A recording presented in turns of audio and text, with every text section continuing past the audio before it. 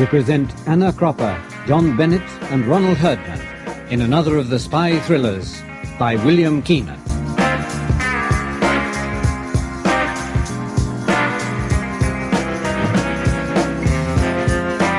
The Vienna Connection.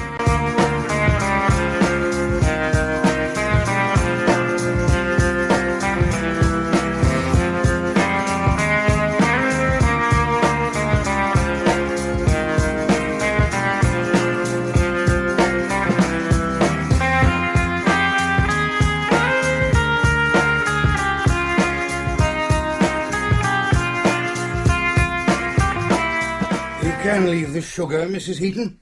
I'm sure it has been cleared for electronic devices. Yeah, I think we can safely assume that to be the case, sir. Trouble I have to go to bring you lot a cup of tea. Trust nothing and no one in this place anymore, and it's getting worse every day. Thank you, Mrs. Heaton. You can leave another packet of biscuits, I think. Very good, sir.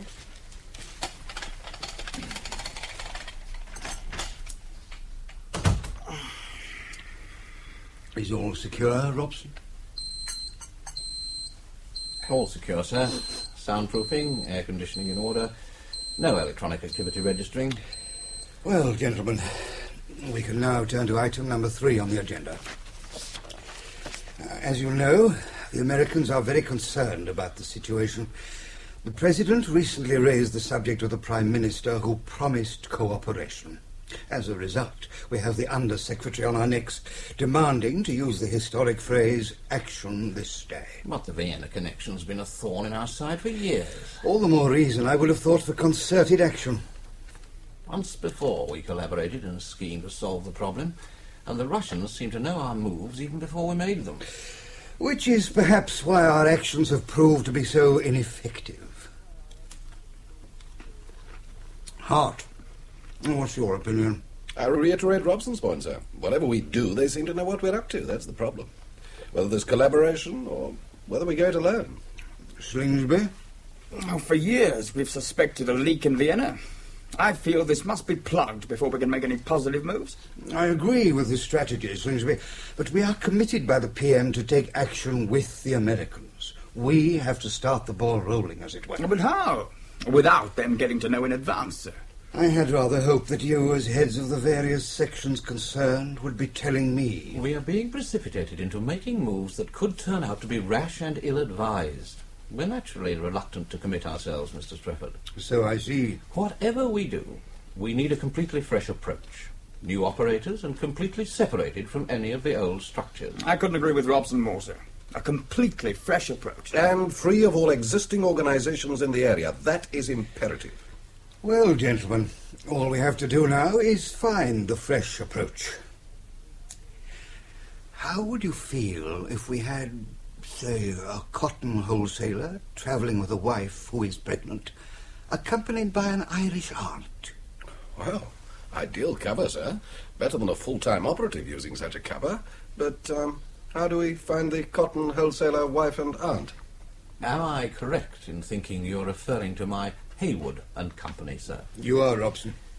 Well, they have been used on 2 occasions. And with admirable results. Ah, but for how long? As long as Haywood is travelling abroad selling his wares. How many trips does he make in any given year? And how many times have we used him? It could be argued we haven't made enough use of him. Not by me, sir. We've already exposed them to 2 highly dangerous situations. Caesar's knives, and before that, the Essen operation. Which means they are now experienced and reliable. But it's too much to ask of them without putting them in the picture. We can't possibly do that, no. We must confine the information to those here present, and even fewer Americans. But if things get out of control... Then we had better make sure that this time things do not, I repeat, do not get out of control. I, too, will take a hand in the arrangements, Robson. I'll start making overtures to the Americans about Madeleine. Meanwhile, you might let me have Haywood's file.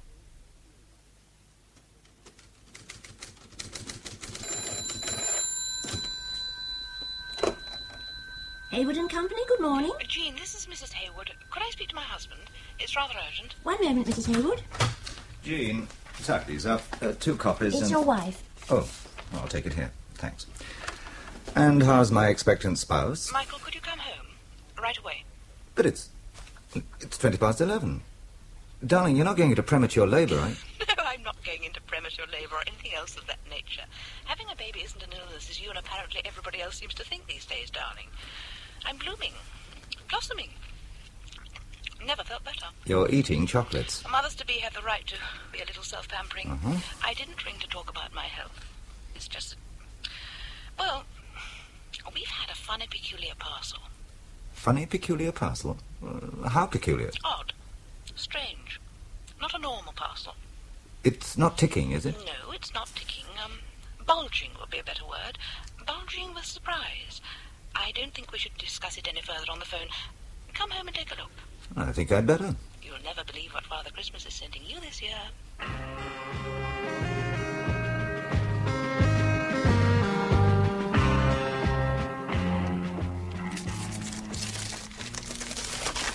Money.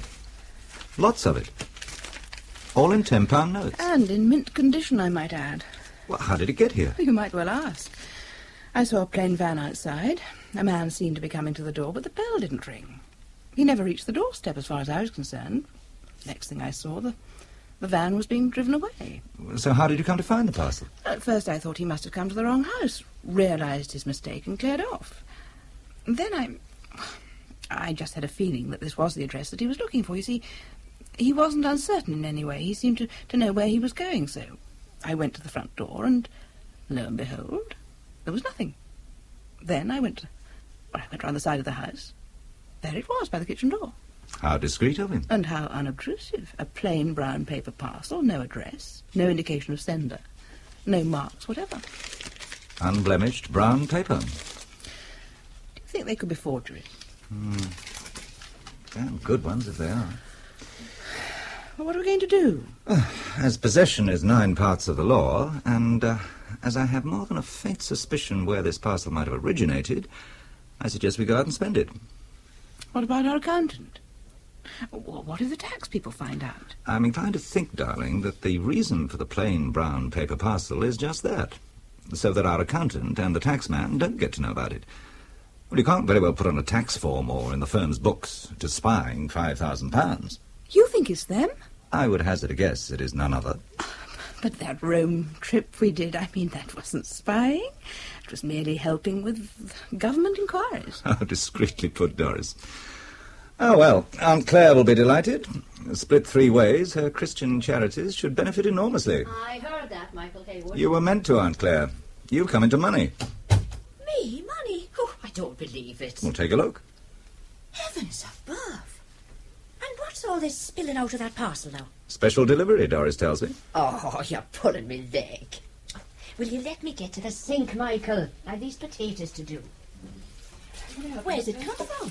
Oh, we're not exactly sure, but it might come under the general heading of government expenditure. All right, I'll answer it. 439-3635. Haywood? Robson, I must be psychic. I'd been expecting a call from you, or your colleagues. As you're speaking from home, I gather you got the parcel. We did. Brown paper and totally anonymous. Our speciality. It's a thank you for your efforts, a token of our appreciation, non-deductible, non-declarable. And no receipt needed? No, just the confirmation that it adds up to 5. Thousands? Yes. We rather messed up your honeymoon, and who can put a monetary value on that? Who indeed? Some things money can't buy, Haywood. I'm glad to hear such principles still exist in our materialistic age. Which is why we thought we might make amends in a more realistic way. A more realistic way? And what way might that be? Another honeymoon. Vienna is marvellous at this time of year. We've tickets for you and Doris and Aunt Claire.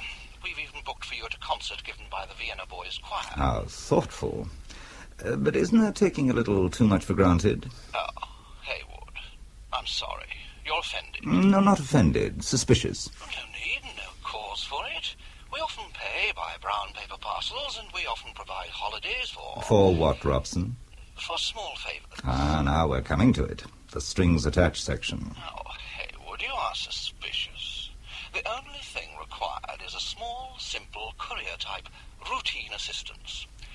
There's a woman called Madeleine. We just like you to keep her company on the plane. As part of our party, so she passes unnoticed. Well, that's it in a nutshell, old man. Simple and straightforward. Those are two things I would never suspect you of being, Robson. As innocence is to children, complication and deceit is to your calling. If you're interested in our offer, you'll be met at the airport tomorrow. 9:15, sharp.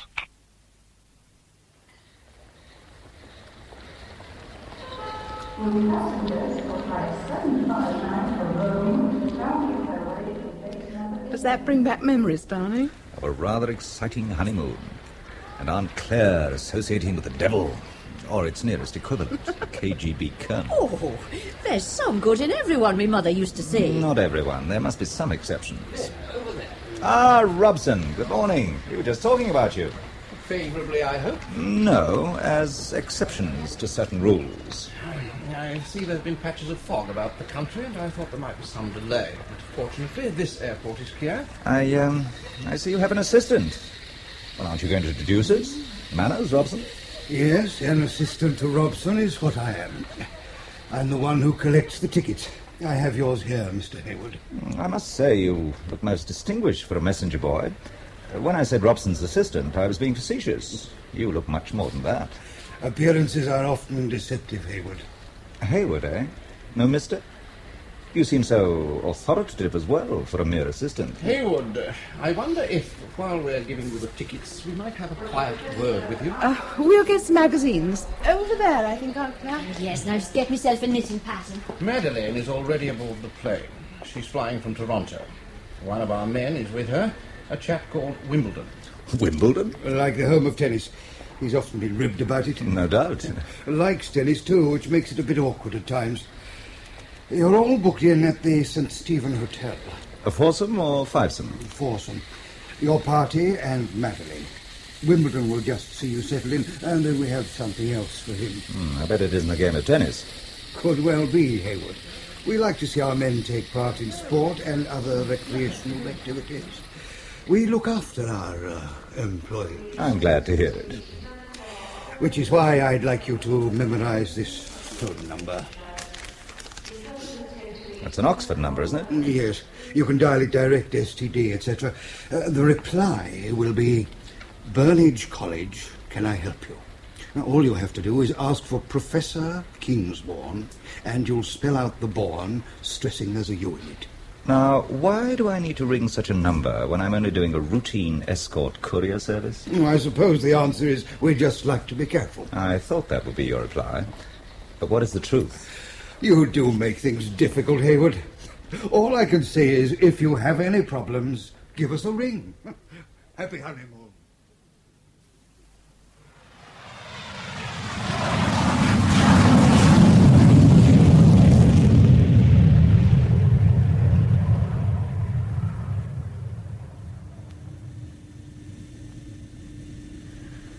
Pity Aunt Claire's on her own. No, she has got a seat by the window. She looks as if she's happily finishing off the decade of the rosary she always has on takeoff. I hope she's saying one for all of us. Well, whatever makes you say that, Doris? I just have a feeling about this trip. Something isn't right. How do you mean? I'm not sure. I can't put my finger on it. Madeleine hasn't said a word, and Wimbledon, after his effusive welcome, has also gone into his shell. Not so loud, he'll hear you. Someone taking my name in vain? My wife was just wondering if everything's all right, Geoffrey. Why, shouldn't it be? Madeleine, is she feeling okay? She hasn't said a word since we joined you. She hasn't to speak, old chap. Didn't they tell you? No, they didn't. These last-minute instructions. Look, let me get everyone a drink. Mrs. Hayward, what will you have? Gin and orange, gin and tonic? Pineapple juice will be fine, Mr. Wimbledon. Geoffrey, you really must call me Geoffrey. Then you must call me Doris. And Michael, what about you and your aunt? I think she'll have the same as me, whiskey. Quite right. You can't go wrong with whiskey, can you? I'll join you. And Madeleine? She'll have one too. I understand you're quite a keen tennis player. Well, with my name, it'd be strange if I weren't, old man. But to tell you the truth, I don't play much anymore. Oh? I hurt my foot last year. A bit dodgy now. I see. I rang for service, but no one seems to be coming. Must be ignoring us for some reason. Ah, she spotted you. Like your headrest back a little, Doris? comfortable that way.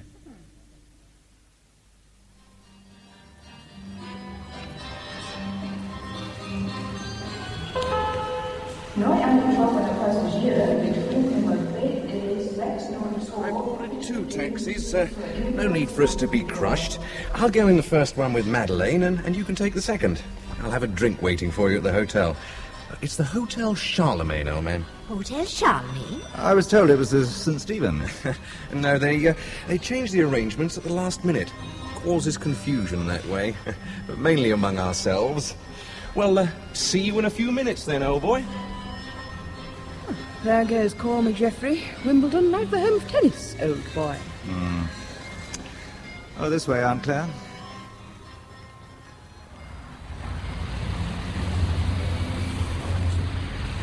What are you thinking about?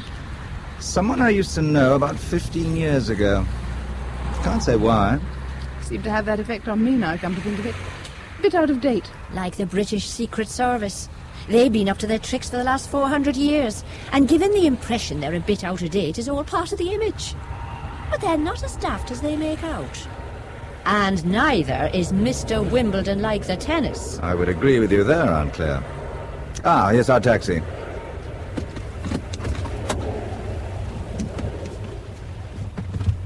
Hotel Charlemagne, please.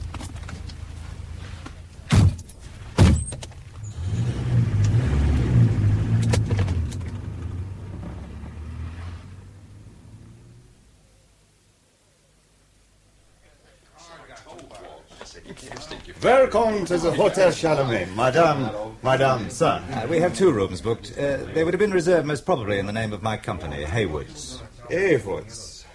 1 moment, sir. Madame's? How's that for oldie-worldy charm? Did you see the bows you said, Madame? It makes you feel quite a lady, so it does. Are you sure the reservations were made in the name of Haywood, sir? I'm not sure. I assumed it would have been. I can find no Haywoods. Not even for Mr. and Mrs.? No. No Haywoods, I'm sorry. I wonder if there's been a mistake and we've been booked in at the St. Stephen. I can phone the St. Stephen for you. That's most kind of you. Could you do that? Certainly, sir. Madame's. 1 moment.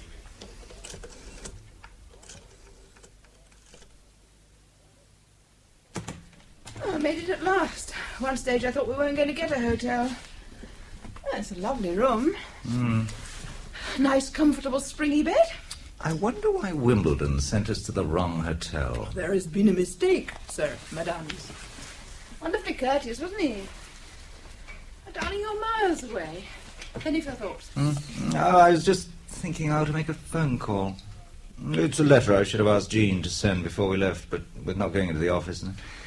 Look, while you're unpacking, I'll just slip out for a moment. I want an adapter for my electric razor and 1 or 2 other things.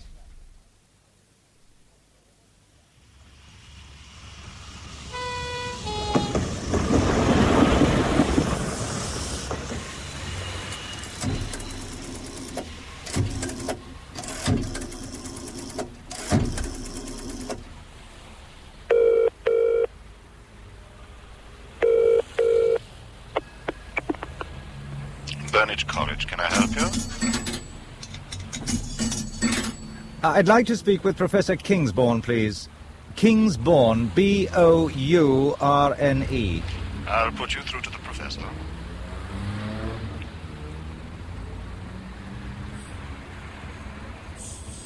Haywood, where are you? Oh, Vienna, where else? Are you all right? Yes, but Wimbledon took a separate taxi with Madeleine. Oh, did you say Wimbledon? Yes. As you said, he met us on the plane. Geoffrey Wimbledon, like the tennis. Haywood, listen to me carefully. Get out.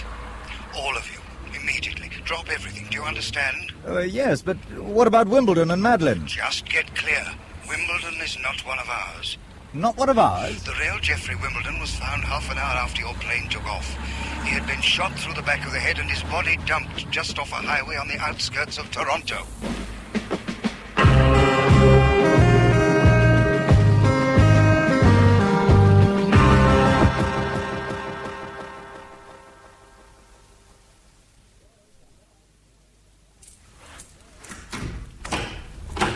Doris, I'm back. Did you catch Jean?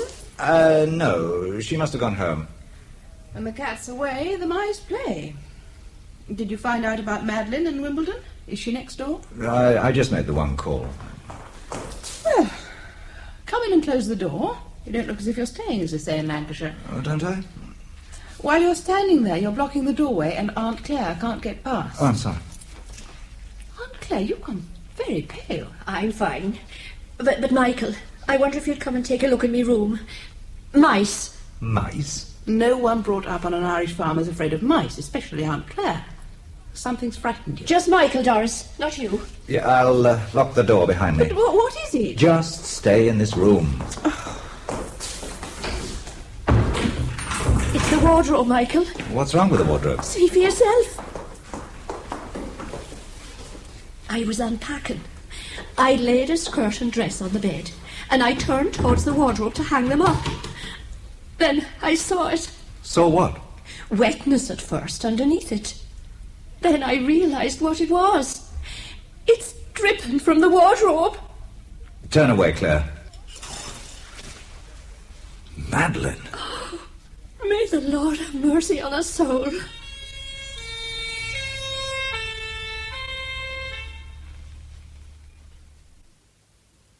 Please, take a seat, Mr. Haywood. Lieutenant, I want you to stay. Yes, Captain. Now, Mr. Haywood, I would like you to tell us all you know of the dead woman found in the room of the wife of your aunt. My wife's aunt, Captain, I think you mean. Oh, yeah. The room of the aunt of your wife. I have not had much practice with my English of late. But please, Mr. Haywood, proceed with the details as you know them. There's not much I can tell you. My wife, Doris, and I met the woman whose name we understood to be Madeline on the flight here. We were in the same row of 4 seats. And where was the woman Madeleine sitting? By the window. Did she speak to you? No. As a matter of fact, she didn't say a word all through the flight. Why, Mr. Haywood? Didn't you think it strange? I thought it exceedingly strange, Captain Frickner. She couldn't have been feeling well. What other explanation is there? Quite so. Well, as you know, we have questioned your wife and your aunt, so I am comparing what you tell us with what they have said. I'm sure they will have told you the same as I. Right so. They also state she didn't say a word. But if you didn't speak to her, or she to you, Mr. Haywood, how did you know her name was Madeleine? Her companion told us. Companion, Mr. Haywood? Yeah, a man by the name of Geoffrey Wimbledon, spelt like the home of tennis. Yeah, Wimbledon. A very English name. You spoke to him? Yes. In fact, he brought us 2 whiskies and a pineapple juice. By the way, where are my wife and aunt now? At the hotel, Mr. Haywood. They have been allocated different rooms in another part of the hotel. Well away from the tragic incident. I'm glad to hear it. But please, continue telling us about Mr. Wimbledon. There isn't much more to tell. We met on the plane. He bought us drinks. And then you went your separate ways. Is that it? Exactly. But you ended up at the same hotel as Madeleine. Eventually. We went first to the Charlemagne by mistake. Of course, yeah, I had forgotten about the Charlemagne. Raises a rather interesting question. Does it? Yes, Mr. Haywood. If this person called Wimbledon was a stranger to you, why was it he who told you your accommodation had been booked at the Charlemagne? That is what Mrs. Haywood told us. Perhaps she misheard him. And your aunt? Did she misheard him too? Quite possibly. Amazing, isn't it? Both your wife and your aunt say you went to the wrong hotel because Wimbledon said you had been booked in there. I wonder how they got that impression, Mr. Haywood. I wonder. I'm afraid I can't help you on that score. Well, I didn't think you could. But now, let us return to the finding of the body. What can you tell us about it? Well, Aunt Claire came to our room looking somewhat distressed and asked me to go back with her to her room. I opened the wardrobe doors after seeing the blood and found the body. The woman had been shot through the head. Well, we all seem to agree on that aspect of the case, Mr. Haywood, which is an improvement. But haven't you omitted something? Omitted what? Oh, no, don't look so offended, Mr. Haywood. I was referring to your little walk. You had just returned from it when your aunt came to see you. So I had. Yeah, what did you do on your walk? I made a phone call. Why did you use a phone box when there was a phone in your room? Well, I felt like a little exercise, and I thought I would combine the walk with a call to my office. Then I wanted an adapter for my electric razor and one or two other items. So a call to the office, was it? Yes. There was a letter I should have sent before I left Manchester. I wanted to tell my secretary to make sure it was posted. So if we speak with your secretary, she will tell us this letter you forgot is now on its way to its destination. No. Not quite, Herr Frickner. I didn't get through.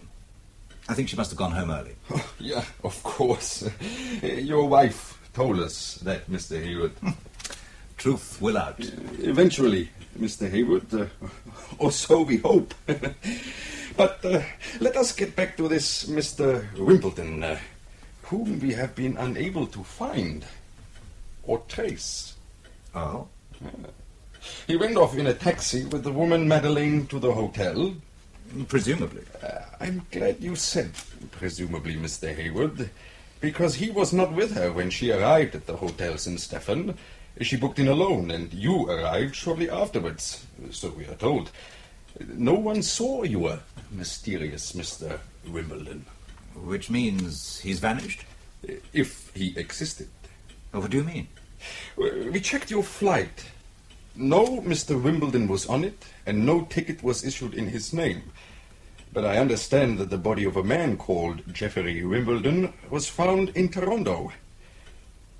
Now, Mr. Haywood, can you tell me what you are really doing in Vienna?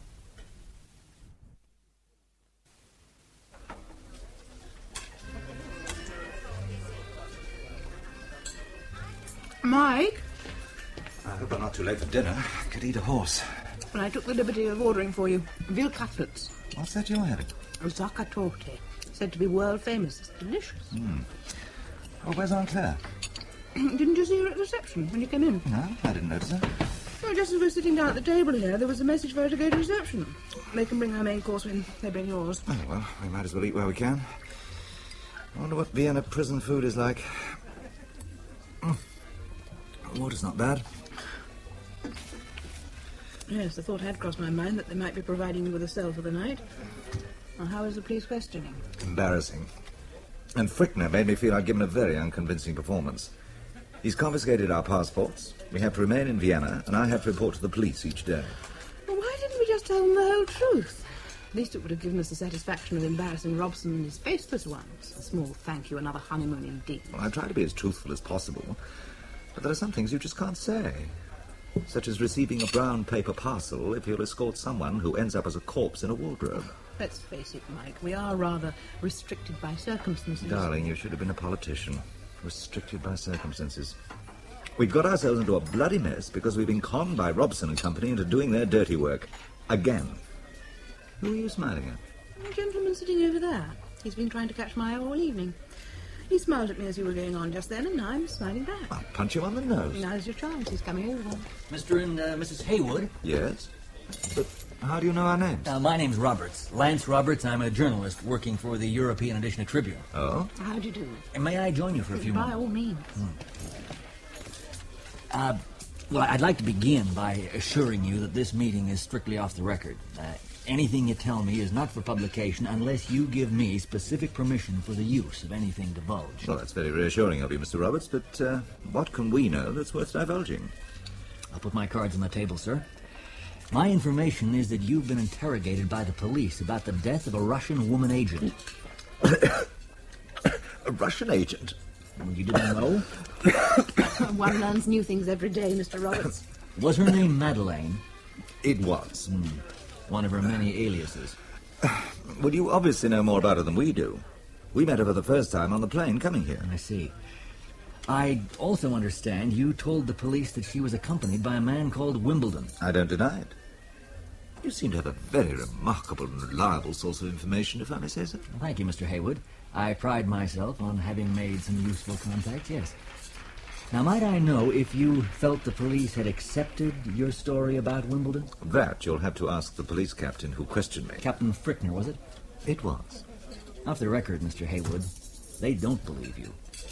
They know a Jeffrey Wimbledon was killed in Canada. International Exchange wired the story some 5 hours ago. They think it's the same one, and he never made the journey. Well, then, who was it we met on the plane? That's a good question, Mrs. Haywood. Whoever it was, he was trying to frame you for Madeleine's murder. You seem very sure of that hypothesis. Well, reason it out for yourself, Mr. Haywood. Why should he send you to the wrong hotel if it wasn't to give him time to kill her and throw the suspicion on you? With friends like Wimbledon, who needs enemies? Tell me, Mr. Roberts, if Wimbledon was killed in Toronto, what now? Well, again, that's a good question, sir, and one a lot of people want answered. In fact, I have a proposition to put to you. I thought you might have. Do you want to hear it? We wouldn't miss it for the world, would we, darling? Not even for the world and all it contains. Look, I'm quite serious about this. And so are we. But owing to certain other propositions that have been put to us recently, we have, shall we say, become a little cynical? More than a little cynical. Quite so. In fact, downright doubtful of human goodness and sincerity. Exactly my feelings too, darling. So you see, Roberts, your proposition faces a none too receptive audience, to say the least. But don't you think it would help if you could prove the existence of the man you met on the plane who passed himself off as Wimbledon? It would make our story more credible. I know where Wimbledon will be tomorrow night. And you have to take my word that I can't get in there, but you can. Now, that is an interesting situation, Mr. Roberts. Are we correct in thinking that your next suggestion is that we should put our heads into the lion's mouth? My suggestion is that you avoid doing anything dangerous or anything that leaves you alone with any beast of prey. You should mingle freely in the company of many people. You should enjoy yourselves. You should have yourselves a ball. Oh, we're having a ball, all right. No, I was referring to a real ball. A glittering occasion like in the olden days. Who? Women in magnificent ball gowns, men in uniform or wearing white tie and tails, glistening chandeliers, gay waltzes, champagne. Oh, to be in Vienna. You're interested? We're both fascinated. Do go on. Well, the Hungarian embassy is giving a ball to mark some anniversary or other. Now, it'll be held in a palace in the woods a few miles outside Vienna. A place built, so I'm told, for Marie Theresa when she became Archduchess of Austria and Queen of Hungary. An ideal setting. Then why are you missing such a splendid occasion? As I said, it's impossible for me to go to that ball. Cinderella can't go either, I'm sorry to say, Mr. Roberts. I've nothing to wear. Minor detail. There's another minor detail.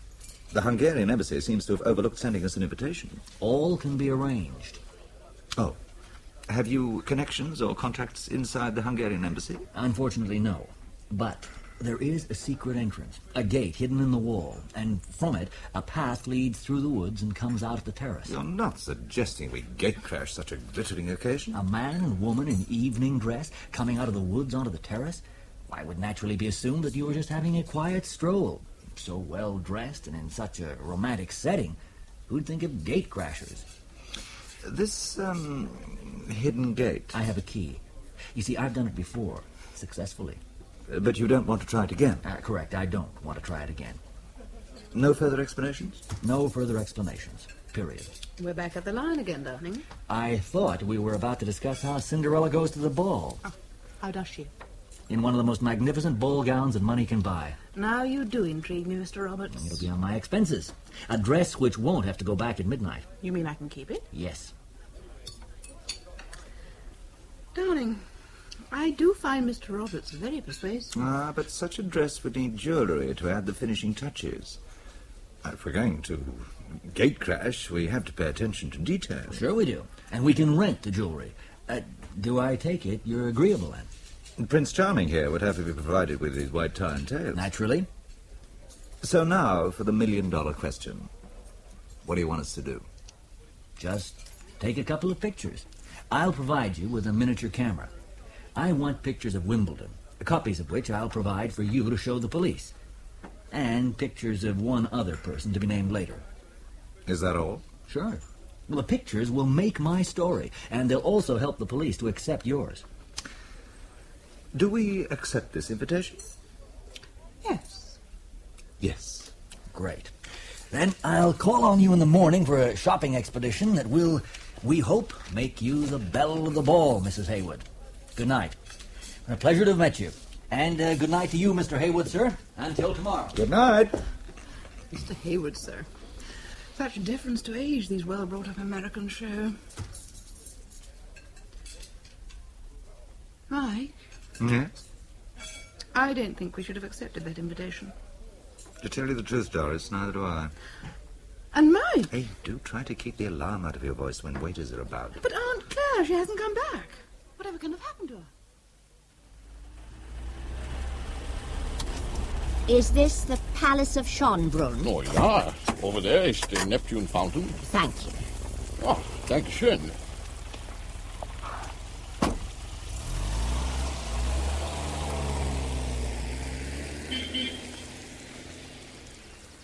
Pardon me, madame, but you wish to know anything about the Palace of Schönbrunn? Oh, I'm just waiting for someone, thank you. I know. If you would come towards the palace with me, please. But, I will explain on the way. Very well. But just keep your distance now. The palace was designed by Fischer von Erlach to rival Versailles. Did you know this? No, I didn't. The Turks were besieging Vienna. Where, O'Connell? Talk of the Turk! Boris Balakev! Are you not pleased to see me? Oh, I'm always pleased to have the opportunity of trying to convert the murderous heathen. You can go now, Stefan. Very good, sir. One of your assassin friends? Let us walk together. Irish Catholic lady, upright woman, fine example of your fairy race. Less of the blarney now. We will walk towards the flatlit palace and we'll talk and be friends, huh? And we will not discuss either politics or religion. How's that for you, Claire O'Connell? Well, as politics can be defined as man's relations to man, and religion as man's relationship with God, well, that leaves only the weather. I think there is a little frost in the air tonight. You could be quite right in that assumption, Boris. You know, Claire, détente is the word now. Coexistence. One day it might be possible for a good Catholic woman like yourself to coexist with an unbelieving materialist like myself. We're coexisting at the moment. I think the word you have in mind is cohabit, Boris. It's a wonderful thought. And you can control those thoughts right now. But man's material needs have always influenced the course of history. What you're thinking of comes under man's material comforts, not his material needs. Man's material comforts, then. Rubbish either way. It's the material need that influences history. Nonsense. How so? You're so obsessed with your Marxist interpretation of history that you can't see the woods for the trees. You make the facts fit the theory. That history is influenced by man's material needs is fact. Fact, Mrs. Claire O'Connell. The course of history has been influenced above all else for the last 2,000 years by one man's death on a cross. Now, where was the material need in that? How do you know he existed? Oh, Boris. You yourself are a living testament to his existence. You, a KGB officer? Me? You ought to know, for haven't your kind persecuted enough of his flock? Then there are the Roman historians who mention Jesus and his followers. Pontius Pilate's report to Caesar, and a specially commissioned report by the Jewish elders on him and his family. Yes, of course. I was only testing your knowledge, Claire, yes? What's that to do with my offer of coexistence or cohabitation? Everything. In your materialistic paradise, Boris, you don't allow belief in God or his Son or life everlasting. Your latest ruse, so I understand, is setting dogs on Christians at worship. So going to daily mass, I might find a little difficult. You listen to fascist smears. I listen to the cries of the persecuted. Why do you want to argue always? I offer you the hand of friendship, and you bite it off. That's what your dogs do. They do the biting. Claire O'Connell, you are so Irish. You are impossible and you are unreasonable. It's a thing you're not used to, Boris. It's called free speech. Ever since early Christianity, freedom of conscience and freedom to choose his eternal destiny has been man's great privilege. Apart from the Inquisition and a few other religious persecutions, of course. Oh, point taken. But the root cause in all cases is not respecting man's freedom. But in any well-ordered society, some freedoms have to be sacrificed for the common good. Is that not so? Since when has man trying to love God and his neighbour as himself gone against the common good? Ah, that's it, isn't it, Boris? I see. What do you Your objection to Christianity. If a man goes about loving his neighbour and doing good, how can he perform acts of terrorism and murder and spread hatred and revolution? Let me ask you a question, Claire. I'm listening. Do you think, as in your so very free Western society, that people should be free to make fortunes out of selling pornographic sex and perversions, to freely peddling drugs which turn their victims into degenerates, who then threaten the whole of society? I do not. And you know I don't. We don't either. But we curb the freedom of exploitation for the common good. That's why child murders and assaults are virtually unknown. And why it is safer for a woman to walk the streets of Moscow than the streets of London and New York. Huh? Shouldn't that commend itself to a Christian lady? Well, What, Claire O'Connell? Come, tell me honestly. Don't you think there is less vice in a communist state than in your capitalist societies? Huh? Yes or no? yes, I'll give you that, Boris. Aha, so you concede that we too have our ideals. Some of you. But now, you answer me this, Boris. If I married you with full nuptials, and I was a good and faithful wife and made you a cheerful, happy home... I would be delighted. Ah, but would I be allowed to practice my faith openly, fully? There might be difficulties. But take Poland. You would be taking me to Moscow. Well, as I have told you, there is a new mood. Détente, coexistence. Yes, but while you call for coexistence on one side of the world, you're clubbing someone to submission on the other. You see no good at all in us, woman. I see no good at all in you, and never will until you allow freedom of conscience. Back we go again. And back we always will go to the basic point. So much for détente. Well, at least we're honest with each other. At least there is that. But, Claire, I came in friendship. So did I. Fiery woman of the Irish race.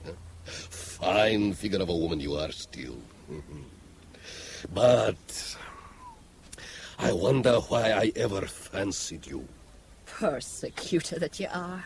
I still pray for you, hoping that some counter-assassin won't cut you down one dark night. I must go. Now we have become sadder and calmer. But before we part, I have some advice for you. No, look at me, Claire. Beware of palaces in romantic settings. I don't know what you're talking about.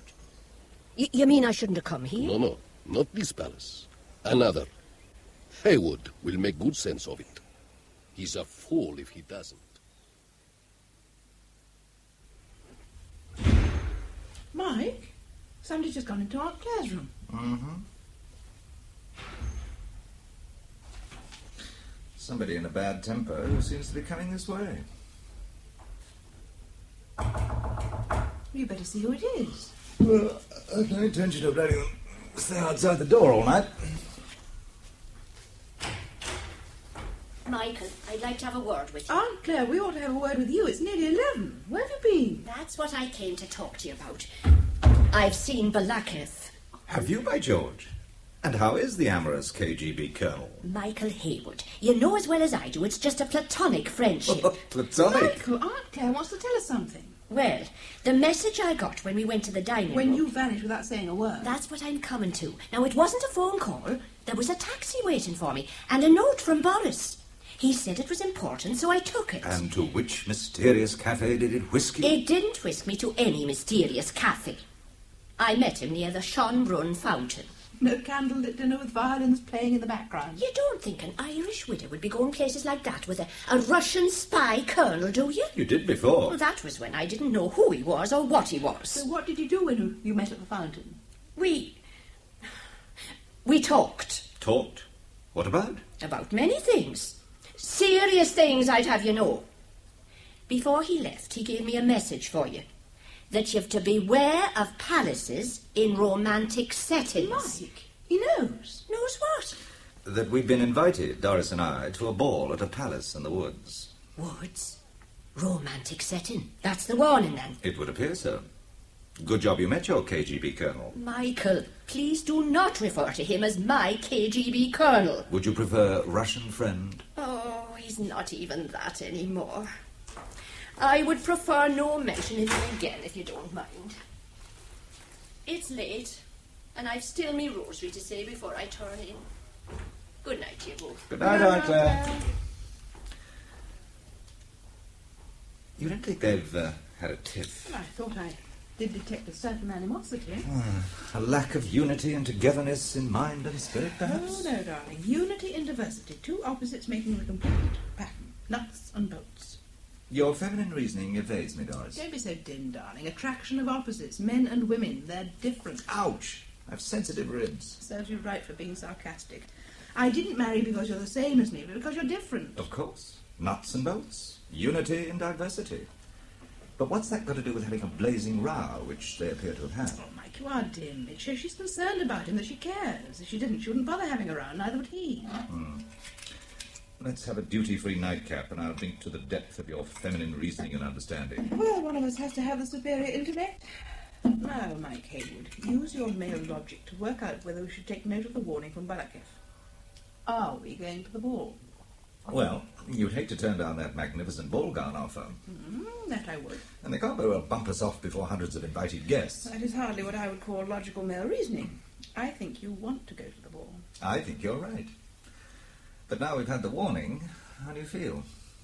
Frightened, but the threat of danger does add zest to the outing. Yes. Disturbing, but pleasantly stimulating. I think that ball gown should be even more lavish than anticipated. For once we seem to be totally in agreement, darling. Cheers. Even though our reasons differ. A perfect example, darling. Of what? Of what you were talking about. Unity in diversity.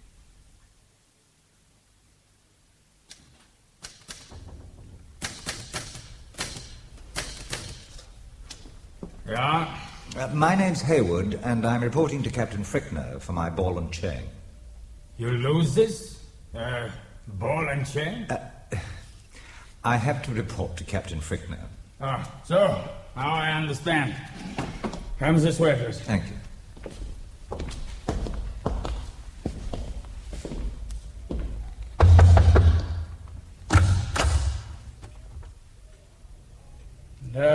Englishman to see you, Captain.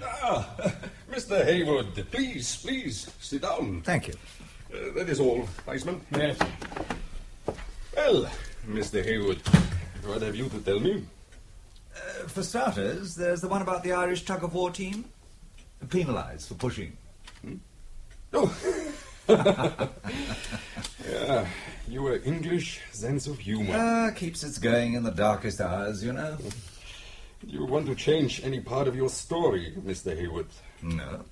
Why should I? Well, I thought you might have slept on it, and in the light of day, something might have occurred to you. No. We had quite an uneventful night. Dinner and to bed. Dinner? With whom, Mr. Haywood? With my wife, of course. And how about your aunt? Did she not dine with you? I rather think she got fed up waiting for me, Captain Frickner, and went for a walk. How interesting. She went for a walk and missed her dinner. Remarkable woman, Aunt Claire. Often fasts in Lent. But we are not in Lent, Mr. Haywood. She might even fast at other times, too, for all I know. So, you have nothing further to tell me? Nothing. I hope that doesn't mean a tiny cell and leg irons. No, not leg irons anymore. We do have a selection of vacant small cells. I don't like the sound of that. You are not meant to, Mr. Haywood. But now, what are you planning to do today? Well, believe it or not, I'm going to help my wife choose a dress. Like women the world over, she's more interested in shopping for a dress than the predicament we're in. I hope she finds one to her taste. That's most considerate of you, Captain. Does that mean I'm free to go now? Yes, yes. You can go. I would hate to come between husband and wife at a time like this. Another honeymoon and the choosing of a very special dress, Mr. Haywood.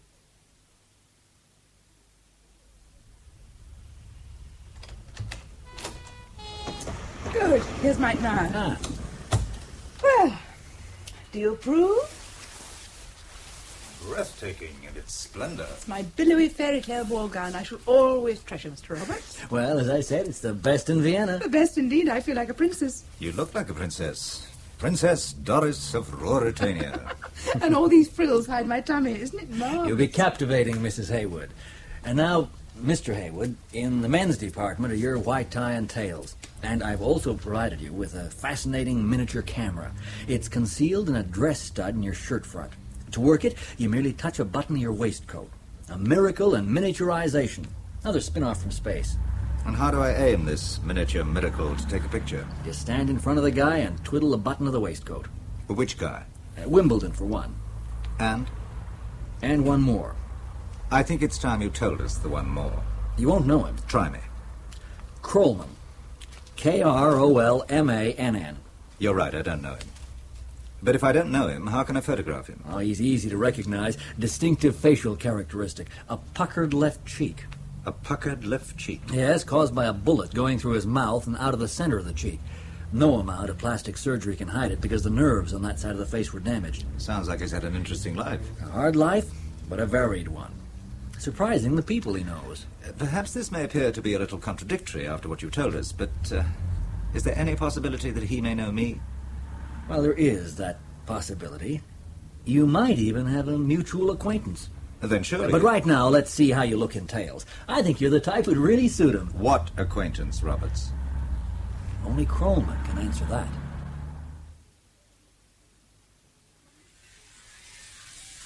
It's 1 minute to 7. Robert said he would pick us up at 7 on the dot. I'm quite excited. So am I. Distinctly excited. You know, Roberts was right. You do suit tails. Aren't we a handsome pair? A pair of fools. There we are, dear. You've been warned, and yet you're determined to walk where angels fear to tread. He said, beware of... I'll go.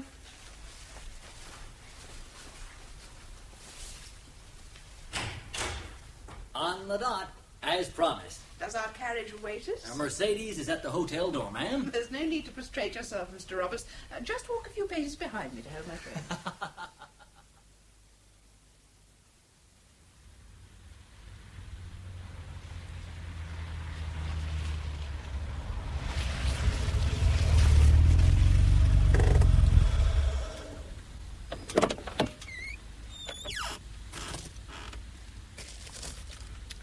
What a high wall.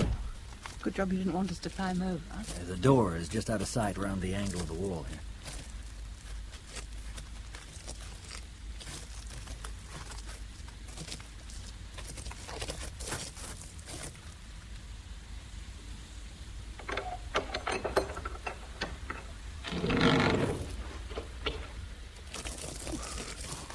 It's quite eerie.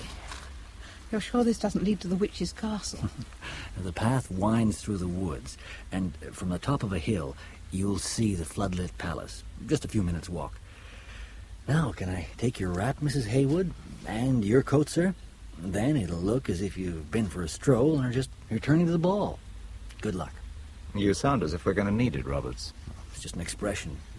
All the best, then. I'll be here from midnight to take you back. Enjoy the ball.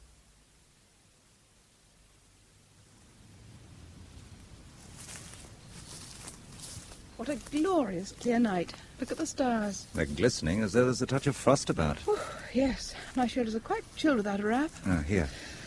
Oh, that's better. Do I hear music? Lilting and uplifting. I feel I want to waltz through the woods. A few more yards and we'll be able to see the palace. I'll race you. And fall flat on your face over a fallen tree. Oh, no. You'll stay with me. Yes, Lord and Master. There it is. Like a beacon in the night. Whoa. takes my breath away. You're sure we haven't been transported back to the 1800s? It's like a Rhineland castle with its round towers and turrets. I feel we ought to dance for the night and then at dawn you kiss my hand and leave for Waterloo. On the 810th? The battle. Where's your sense of romance? Oh. Am I cavalry or foot regiment? Hussars, I think. Or I could make your captain in the 3rd Regiment of Foot. Strange. There's no one on the terrace. Not a soul. I would have thought it would have been alive with people drinking champagne. Served by flunkies in powdered wigs, breeches and bright gold braid, I presume. Why not? Because they're a serious lot, these Hungarians. But why hold a ball? You'll have to ask them yourself. Would you take my arm, Mrs. Hayward, and we will proceed up these stone steps to the terrace? I'm beginning to feel nervous again. Must be your interesting condition, as they used to say. But have no fear, good woman. Captain Hayward will go before you. No, I'd rather you stayed with me. We'll walk boldly across the terrace, either as if we owned the castle, or we're both members of the Politburo. Can't go wrong, then. Mike, stop. The ballroom's empty. No dancers, no musicians, nothing. Then where's the music coming from? Amplified records. It's like a ghost palace. It's eerie, weird. Even more weird now all is silent. Oh, darling, let's go back. This isn't at all like I thought it would be. What, Captain Hayward at the 3rd Foot Run? It might be an idea at that. Who could have switched off the music? Come to the ball with me, my love, come to the ball. But not to dance this frantic rhythm of our days. Too soon the lights are growing dim and lilting music no longer plays. Only the good we do, the love we share, will take us beyond this earthly night, beyond the grave, beyond the stars, into eternal light. That's quite beautiful. Who wrote it? An innocent young man of about 25, conscious of his supernatural destiny and trying his hand at metaphysical poetry, my love. Not the young, aspiring Michael Hayward of our joint acquaintance. Himself, no less. In his less cynical era. What interesting hidden depths. Not totally hidden, partially submerged. A multitude of talents ready to resurface at any moment. Well, your poetic talent can produce some pearls of thought for our next anniversary. Will you write me a poem? Of course. I'll give it my devoted attention. There was a young lady called Doris. Ouch! Not like that. I want something on the lines that you've just quoted. How did it go? Come to the ball with me, my love, come to the ball, but not to dance this frenetic... Frantic. I prefer frenetic. Frenetic rhythm of our days. Too soon the lights are growing dim. Darling, you shouldn't have said that last line. The lights are going out. Then let's take advantage of the darkness and nip back through the woods.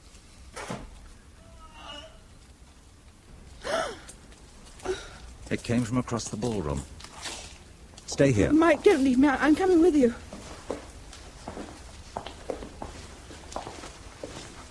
Mike, what have you got? A genuine candelabra I saw in the ballroom before the lights went out. All I need now is... Yeah, like so. And we have candle power. 1, 2, 3, 4. All right, come on.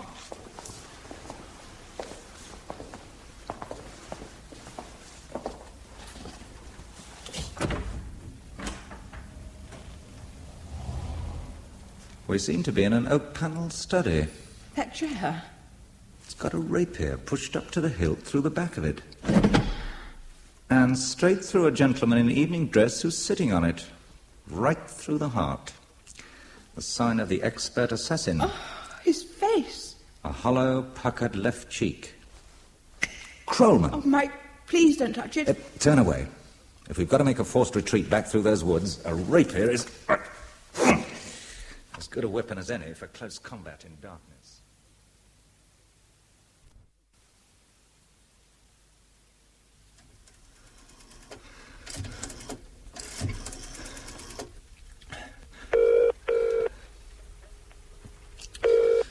Come on.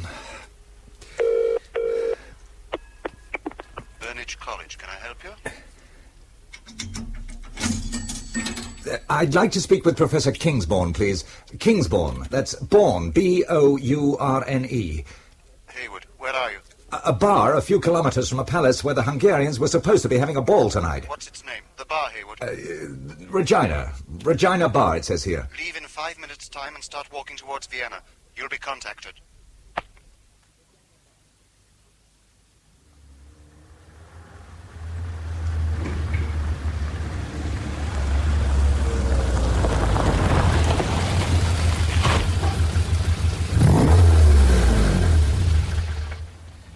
I give you a lift? The college contacted me.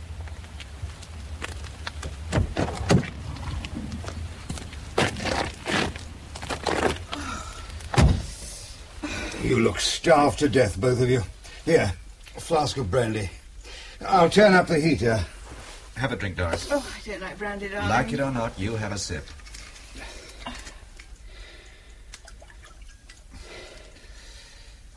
Oh, that's warming. So, you went to a ball which they had cancelled. Cancelled? When? Earlier today. They made frantic calls to let everyone know it was off. Those who had been invited, that is. So, what did you find? Krollman. Krollman? He managed to get there? Oh, yes, he managed to get there. But apart from the cemetery, it'll be the last place he gets to. They killed him? Whoever they are. A rapier through the back of a chair and clean through his heart. If that can be termed as clean. Death would be instantaneous. We heard him cry out, but he was very dead when we reached him. He didn't pass on any message. He didn't pass any message. And there was nothing on which a message could have been written? I didn't see anything. So what did you do? Well, as I was unarmed, I removed the rapier. We came back through the woods, and just before we emerged onto the road, I threw the damn thing away. We got back there, and I rang the number. But you couldn't have been at the college. I arrived at our embassy earlier today. The boys at Burnage alerted me just as soon as you'd phoned their number. What now? I think I had better make arrangements for that rapier to be found before the police get at it. If your fingerprints are on it, you might have to spend the rest of your life here in Austria. I seem to have stuck my neck out in many ways. Don't you think I deserve some honest explanations? Notice I stress the honest part. That's what I feel, Hayward. You deserve the truth. Well, I'll start by admitting I'm not Robson's assistant. I've now taken charge of the Vienna connection. The Vienna connection? Vienna is the center of a Soviet spy ring whose object is to infiltrate numerous sleepers into the West. From Vienna, they fly out as Canadian or American businessmen, accountants, even students who infiltrate the universities. They become seemingly good citizens, most of them, just waiting to be activated. Some, having established their American or Canadian backgrounds, have moved into Britain and Northern Ireland. We're pretty sure that Colonel Balakev is the man behind this operation. So who was Madeline? Oh, an agent we'd caught in Canada, and she'd been persuaded to cooperate with us in Vienna. We thought travelling with your party might have given her a better cover, but we were wrong. The KGB were onto her before she left Canada. They killed Wimbledon and substituted their own agent. But he seems so English. The KGB are perfectionists. They have special schools where their agents live, eat and sleep as Americans, Canadians or Englishmen. They become more American or British than the Americans or British. Though we do find they are often a few years behind the times. Take Wimbledon, the substitute. A bit old-fashioned. We even know his tutor, an upper-class Englishman who defected 10 years ago. Does that mean you caught Wimbledon? We might have. Look, I thought I was going to get some honest answers. Before I do anything else for you, I want to know the true situation. The truth. We did move rather quickly after your first phone call, and we did net the substitute Wimbledon. Did? You used the past tense then, as if it was all over. What happened to their Wimbledon? After what happened to ours, only one thing could happen to theirs. To use the sporting phraseology his tutor drummed into him and which he used so well, the result was he lost. Game, set and match eventually went against him. Where are we stopping? To change cars. You're going to be driven to a nice, safe house in the country. There, they'll ask you similar questions to those I've asked. Tell them what happened, apart from one thing. What's that? Tell them that Krollman was still alive when you reached him. Before he died, he gave you a message for Strefford in London. A message that no one apart from Strefford has to hear. I'm Strefford, by the way. I thought as much. And you must insist that you go to London immediately. To meet you? Who's here already? Precisely. Though for obvious reasons, you don't tell them that I am here. Why do you want me to do this? It's better you don't know my reasons for asking this, believe me. It's difficult to believe anything you lot say. I realise that. But will you do it? Well, I suppose in for a penny, in for a pound. Good. Now, if you'll cross over to that car, the driver will take you to your new destination. And that, by the way, is the car and driver you were picked up by after leaving the Regina Bar. Now, don't forget that point. You learn new things every day. Well, let's hope the learning process continues this night.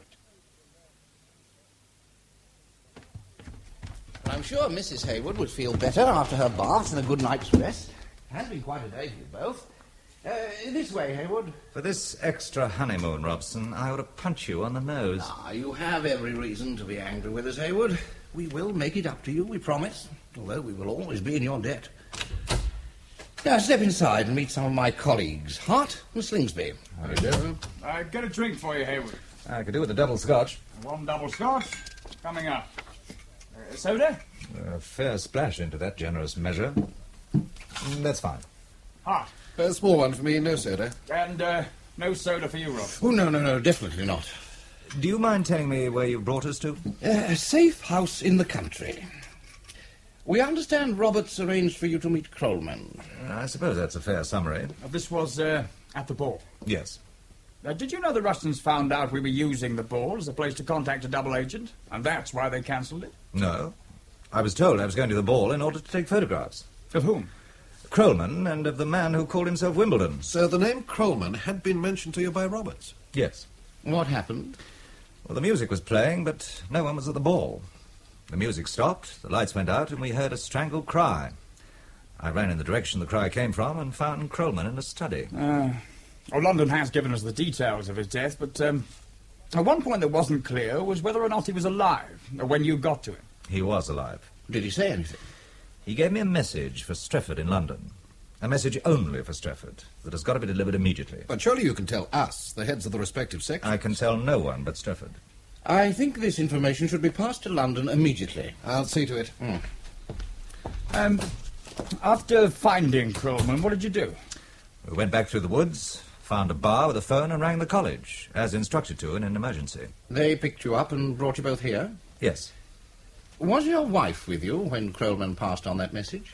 No. No, I kept her away from him. He wasn't a pretty sight. Oh, of course. Did you stop anywhere en route? Yes, there was a rendezvous with another car. I understood it was to pick up Aunt Claire and, well, bring her here, presumably. This message Krollman gave you, now you're quite sure no one else knows? Well, how could they?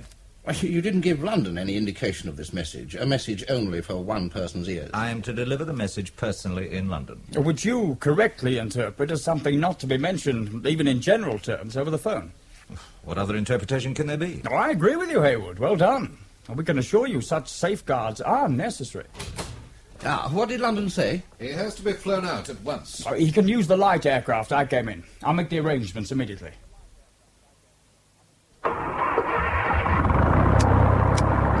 You'll be in London within 2 hours, and you'll be taken directly to Strefford. You might tell him I've one or two things to clear up, and I'll take the scheduled flight later today. No, you won't, Slingsby. You're going tonight. Roberts, what the hell are you doing on the plane? And what's the idea of the gun, you fool? I'm making sure you take this trip. Haywood, get out of that seat and start running fast. But, Slingsby, unless you want me to finish you now with a bullet, sit down and fasten the safety belt. You're flying yourself out of here. You're mad! Haywood! Get moving, Haywood, and take the pilot with you. Go on, get moving! Right.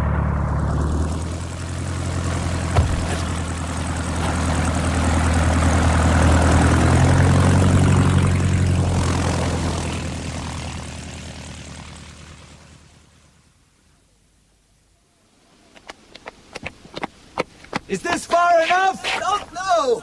Those car headlights, they're blinding me! Over here! Get over here! Strefford, kill those damn lights! We can't see a thing! Sorry. Was trying to guide you. He's hijacking my plane. Not for long, he isn't. But you'll never stop him now. I wouldn't bank on it. This little device looks like a pocket calculator. It happens to transmit a certain signal. A-B-O-R-T 3210.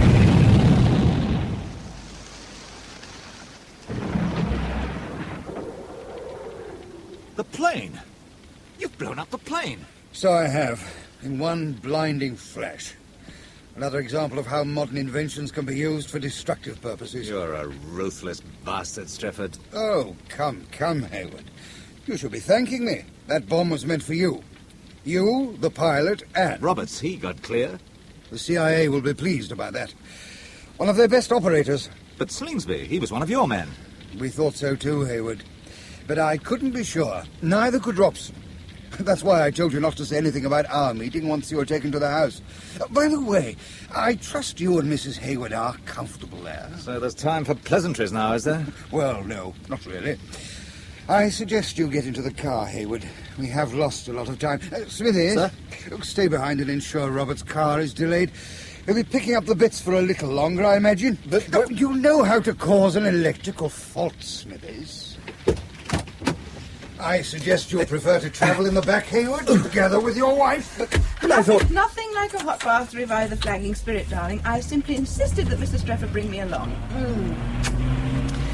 Darling, your timetable is simply covered in mud. Not to worry, Hayward. It'll all come out in the wash.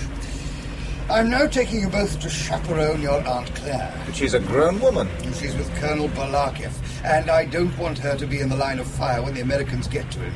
Furthermore, I don't want Balarkiev caught in their clean-up operation, as they call it. You mean the CIA are gunning for him? Can you blame them after all the trouble he's caused them? Well, then why try and save him? Because he's lost this one, and we have an understanding. He's also been helpful in his way. My last report was that today Balarkiev and your aunt are to climb the steeple of St. Stephen's Cathedral for a view of Vienna from 800 feet. Then they'll be listening to the Vienna Boys' Choir singing a special mass on this feast of St. Wenceslas. Now there's some penance for a colonel of the KGB.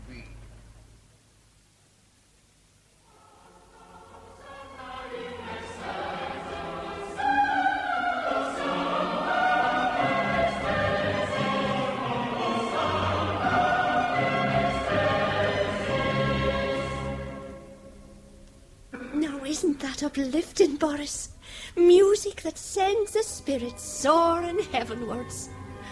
Oh, but that won't be allowed for you, will it? I can appreciate good music, Claire O'Connor. But you won't be allowed to let your spirits soar heavenwards now. I thought that making me go to the top of that steeple was your way of sending me there for good. How can you go to somewhere you don't believe exists? But we must sit down. Oh, you do look red in the face. May St. Michael and St. Gabriel watch over you.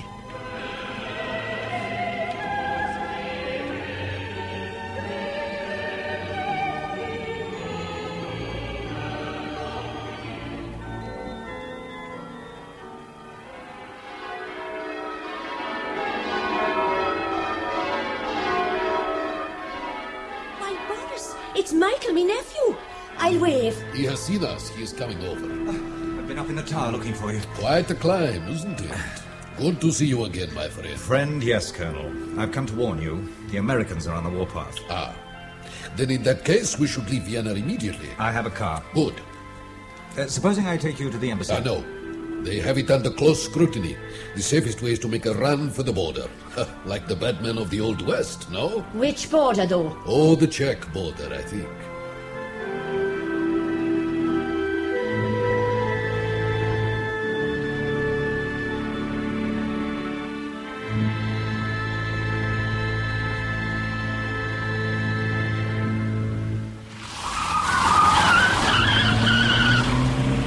Not so fast, Haywood. You will draw attention to us. I don't need to. We're already being followed by a grey car. Looks like Roberts at the wheel. That is not good. You know he is CIA. So I gather. I only hope for my selfish sake you can lose them once we attain the open road.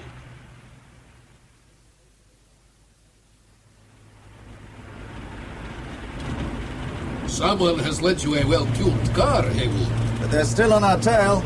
They seem very determined to get me. Past life's finally catching up on you. One of the problems of promoting revolutions is that sometimes you provoke a counter-revolution.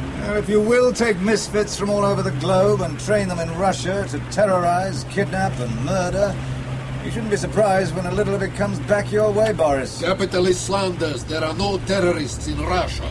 Apart from some of its rulers, I quite agree. Boris, the advice you need is contained in a book which is banned and proscribed and has sent so many readers to Siberian labor camps. What book is this? Matthew's Gospel, chapter 26, verse 25. All those who take up the sword will perish by the sword. You know, one of the problems of banning good books, it inhibits the gathering of the most elementary wisdom, Boris. So, it seems I am to perish by the sword, then. Yes, the other car is gaining. How far now from the border? About 15 kilometers. Swing into the next opening in the forest. Then I will lighten your load. Are you sure? It is my only chance. I think we're coming to a clearing now.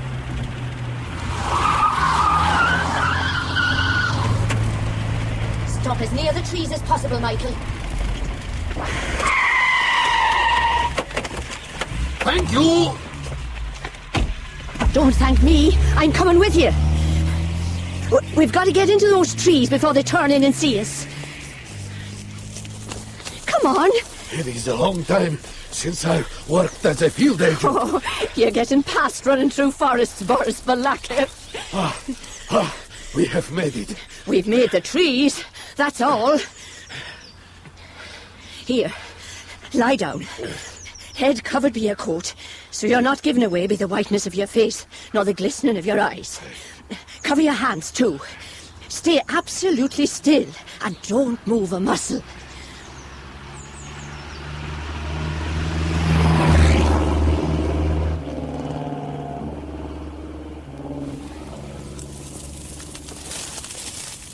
Claire O'Connell, in these last few minutes, I come to see an aspect of your character I never realized existed before. And what is that? As a highly trained KGB operative, I can recognize how skilled you are in evading pursuit. Where and how have you come by such talent? Wasn't I, as a young girl, out many a night helping me father hide his poteen from the grasping hand of the revenue men? Come, Comrade O'Connell. You will escort me to the border.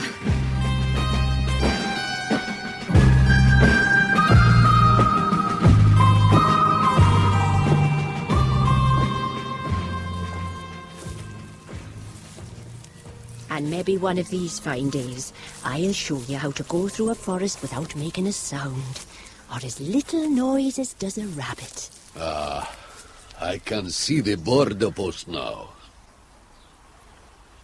Claire, until we meet again. If ever.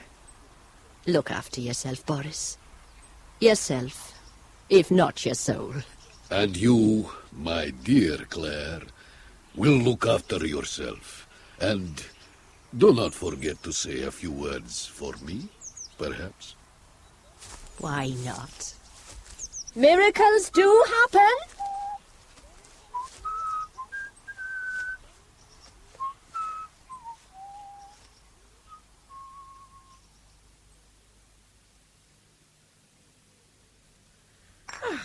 Tea is always so refreshing. And so English. I'd have preferred something a little stronger for myself. And so you shall, Mrs. O'Connell. For you, Hayward? No, thanks. I'm trying to keep a reasonably clear head. I'm glad, very glad that Boris got away. He's looked after my health on several occasions. Because he looks on you as a mere boy in all these spy games, darling, which of course you are. The respectable head of the firm of Hayward and Company who gets himself, his beloved wife, and resourceful Irish aunt used by all these professionals. I must say I'm beginning to enjoy our extra honeymoon. Thank you, Mr. Robson. I think I'll have the same as Aunt Claire. And tomorrow I'm sure you'll take me shopping in order to buy me another gown. The last will never be quite the same again. Well, as for Mike's suit, well, it really won't wash, you know. I think something for daytime use. Lightweight will be more in keeping. Of course, Mrs. Hayward and Mrs. O'Connell should have something on expenses. It takes more than this to spoil good Irish tweed, Mr. Strefford. I take it we're free to leave, say, tomorrow after some shopping. Why not? Oh, forgive me, I didn't tell you. The Austrian police don't wish to detain you any longer. Captain Frickner's river Why not? Oh, forgive me, I didn't tell you. The Austrian police don't wish to detain you any longer. Captain Frickner's river patrol fished the substitute, Mr. Wimbledon, out of a not very blue part of the Danube. And with Slingsby also out of the way, I'm now pretty certain we've cleaned up the Vienna connection. Is that what all this was about? Oh, for the Americans, yes. For us, no. We had a more urgent priority. Oh, what was that? To discover the traitor in the higher reaches of our intelligence. I sent you to start disturbing the waters, as it were. Only 3 others knew about the plan to take Madeleine to Vienna. Hart, Slingsby, and Robson here. When it got out, I knew it must be one of them. And so you let it be known that Krollmann had the name of the traitor? Precisely, Hayward. It got back to the Russians, who were so afraid they cancelled the ball, let Krollmann attend, and eliminated him. And that's why you asked me to tell Robson, Hart, and Slingsby that Krollmann was still alive when I saw him, and had a message for London. Yes, I knew the traitor couldn't allow you to get to London if he thought you had a message that would unmask him. Slingsby left us to use the phone, you remember. We had it tapped. We watched one of their agents plant the bomb on our plane. And when Slingsby came along with me, you let Roberts have him? Roberts, you might say, assisted me with the obsequies and disposal. Tell me one thing. Did Krollmann really have the name of the traitor? I doubt it. He was a double agent. I never trusted him. He never gave us anything useful. I always thought he was of more benefit to the KGB than he was to us. So it was fitting they should make the final decision about him. And as they couldn't take the slightest risk of the name of their agent in the higher echelons of our service being leaked, they didn't hesitate to remove him. What about Madeleine? Did they kill her too? Yes.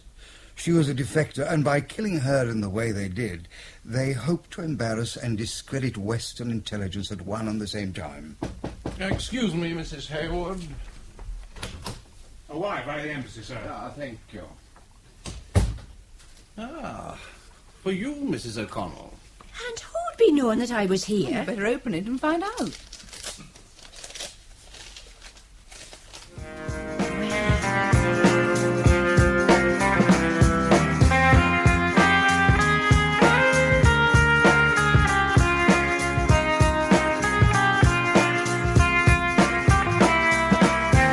That was The Vienna Connection, another of the spy thrillers by William Keenan, with John Bennett as Michael Hayward, Anna Cropper as Doris, Ronald Herdman as Strefford, David Marlowe as Colonel Belaketh, and Elizabeth Kelly as Aunt Claire. The rest of the cast were as follows: Graham Roberts as Robson, N. Reitel as Captain Werner Frickner of the Austrian police, Blaine Fairman as Roberts, Alan Meadows as Slingsby, and Peter Bell as the hotel receptionist.